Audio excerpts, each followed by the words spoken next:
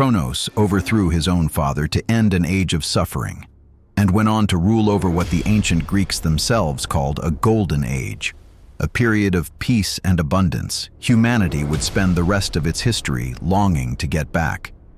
Then his own son did to him exactly what he had done to his father, and the myth collapsed his entire reign down into a single image, a monster who ate his children. That image survived. Almost everything else about him didn't. This is the story of the Titan history remembers as a devourer, and the very different god the Romans worshipped for centuries under a different name. Kronos was the youngest son of Ouranos, the primordial sky, and Gaia, the primordial earth. Ouranos and Gaia had 18 children together, the 12 Titans, the 3 one-eyed Cyclopes, and the 300-handed, 50-headed Hecatoncheires, and Ouranos despised nearly all of them on sight. He found the Cyclopes and the Hecatoncheires monstrous in a literal sense, and he seems to have feared the Titans simply for existing at all. So, as each child was born, he forced them back into Gaia's own body and sealed them there, refusing to let them see the light he ruled. Gaia described the pain of carrying her own trapped children as immense and unending. Out of that pain, she forged a weapon, an adamantine sickle, harder than any metal her other children could break, and asked her Titan sons to use it against their father. 11 of them refused outright, too afraid of Ouranos to even answer her. Only the youngest said yes, Kronos, the least powerful and least favored of the 12. The one nobody would have expected to be the one willing to act. Before the moment that changes everything, take a second to like and subscribe. It makes a real difference for a small channel like this. Kronos alone was willing to move against his own father. Gaia hid him in ambush and armed him with the sickle she had forged, and when Ouranos next came to lie with the earth, Kronos struck, castrating him and ending his reign over the cosmos in a single act. What happened to the remains matters as much as the act itself. From the blood that fell onto Gaia, several new beings were born, including the Erinyes, the Furies who would go on to punish exactly this kind of crime. Close family turning on close family for the rest of Greek myth. From the severed remains themselves, cast into the sea foam gathered and Aphrodite emerged fully formed. Meaning the goddess of love's entire origin story is a direct byproduct of this act of violence. Kronos became ruler of the universe in his father's place, not through conquest of some outside empire, but by ending a cruelty his own mother had specifically asked him to end. It's worth sitting with that framing for a moment. In the version the Greeks themselves told, Kronos isn't introduced as a villain seizing power for its own sake.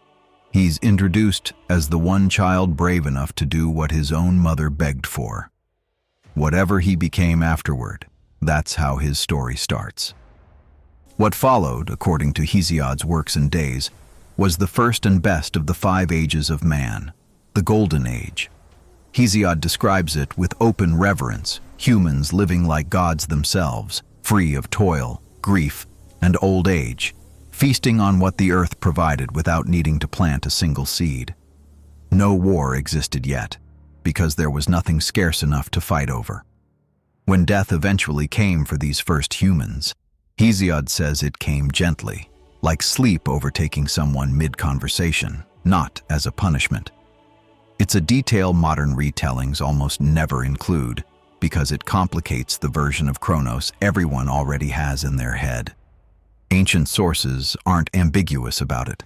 Under Kronos, humanity had the best era it would ever get.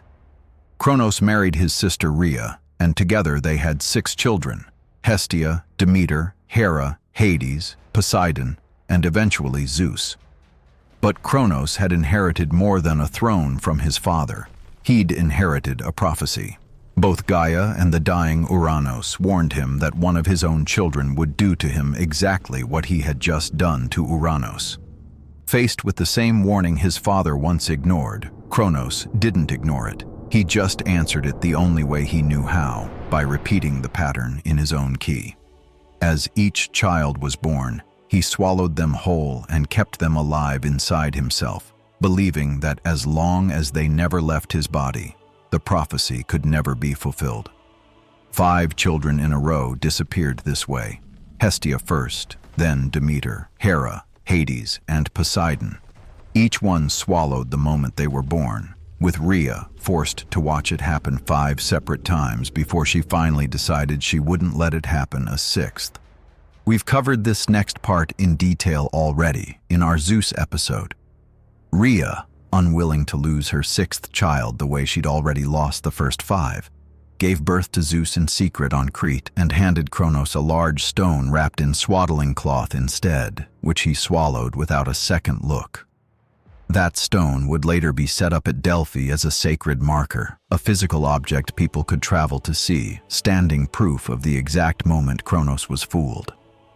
Zeus grew up hidden away from his own father, eventually returned as an adult, forced Kronos to disgorge his siblings in reverse birth order, and led all 5 of them into a 10-year war against the Titans that would decide who actually got to run the universe going forward. The Titanomachy ground on for a full decade with no side able to break the other, until Zeus freed the imprisoned Cyclopes and Hecatoncheires, the very relatives Ouranos had originally locked away.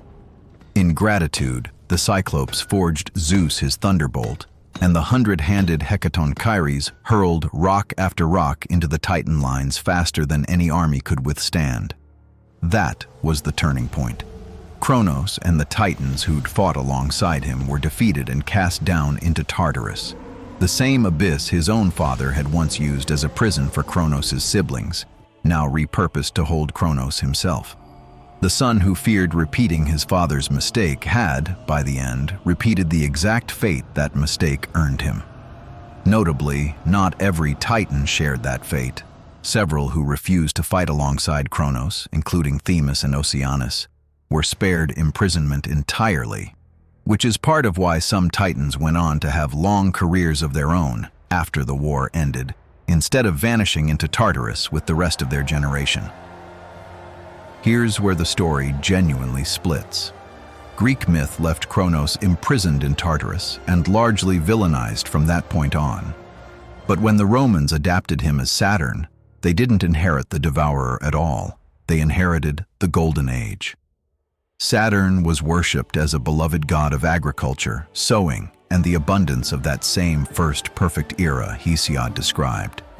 Rome's state treasury was literally housed inside his temple. And every December, the city threw Saturnalia, one of the most popular festivals in the entire ancient world, involving feasting, gift-giving, and a temporary suspension of the normal social order, where even enslaved people were given a night of reversed status. Historians widely consider it a direct ancestor of the modern winter holidays. Nearly everything we know about Kronos traces back to Hesiod, the Theogony for the overthrow of Ouranos and the swallowing of his children, works and days for the Golden Age. It's worth clearing up one persistent mix-up while we're here. Kronos, the Titan, is a completely different figure from Kronos, the personification of time itself. The names were close enough in later antiquity that the two got merged in the popular imagination, which is the actual reason Kronos is so often drawn today, holding a scythe and wearing the imagery of Father Time, a visual mashup of two figures who were never meant to be the same god. Kronos' legacy splits in a way almost no other figure in this pantheon experiences quite so cleanly. A tyrant who devoured his own children to the Greeks, who eventually overthrew him. A beloved patron of abundance to the Romans, who worshipped him under a different name for centuries after. He ended one father's cruelty, presided over what ancient people genuinely believed was humanity's best era, and then recreated his father's exact crime out of the same fear that had once justified overthrowing that father in the first place. Maybe that's the real lesson sitting underneath the Titans. Fear of losing power built every tyrant in this pantheon, going back generations, and every single one of them was certain he was different from the father he'd just replaced. This begins a new season on this channel, the Titans, the generation before the gods you already know. If you want to understand exactly where Zeus, Hades, and Poseidon's own fears came from, you're about to watch it get built firsthand. Subscribe so you don't miss what's next.